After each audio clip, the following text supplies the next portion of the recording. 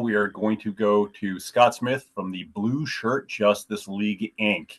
And Scott is going to be talking to us about eelgrass beds and decline in eelgrass and potential relationships with environmental pollution up in the San Juan Islands, particularly in Garrison Bay, around San Juan Island National Historical Park, another place near and dear to my heart.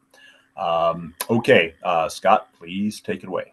Well, first of all, I want to explain some background and thanks to this team. This is really why eelgrass is dying in the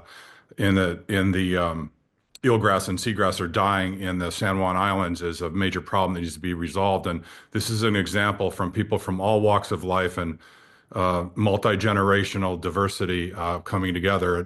Dr. Sandy Wiley Echeverry from Friday Harbor University of Washington Labs reached out to me along with Dr. Gary Green and student Avantika Dutt, who also has a poster session afterwards. Were indispensable to this. So what we deployed is I have a technology that I use that is patented that I use for the nonprofit work and scientific work. And what it is using an open cell foam in the whole water column.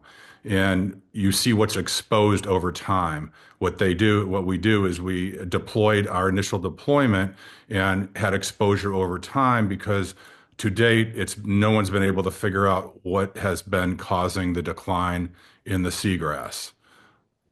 And we specifically did the initial deployment in Reef Bay, and there's a map, off Shaw Island, and you can see, the ferry traffic, and I'll be talking about that in a little bit.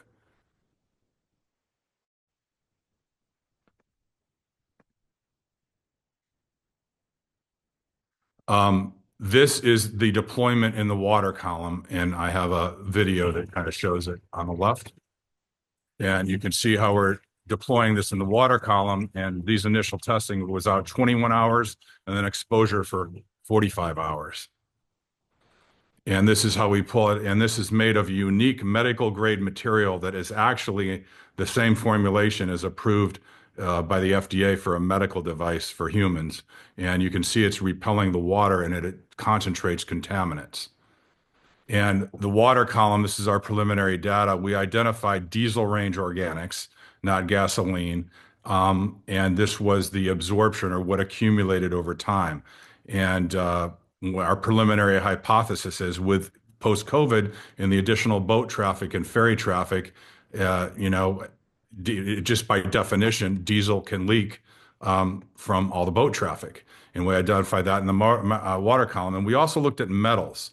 And we were able to rule out a lot of things, but we also, the hypothesis is it potential exposure to diesel range organics and possibly excess phosphorus, from landscaping and, as nutrients for potential harmful algal blooms or some kind of bacteria and manganese. So we have identified these and and what this shows, top, middle, bottom, and what's going on in the sediment, what's been deposited.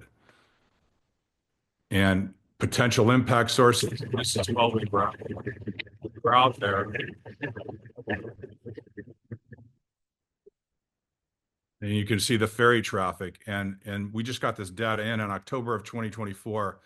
366 individual ferries passed by Reef Bay Net from Lopez Island Terminal to Friday Harbor. And again, this is, you just can't have diesel boats, gas boats. You're going to get some leakage in what is the traffic. The bottom line is why is this seagrass declining? And for anybody that has questions, there's a poster session with student Avantika Dutt, who's been indispensable, done great work, and I'll be on that session if there's any additional questions. And again, we're looking to expand the team. We're open to ideas.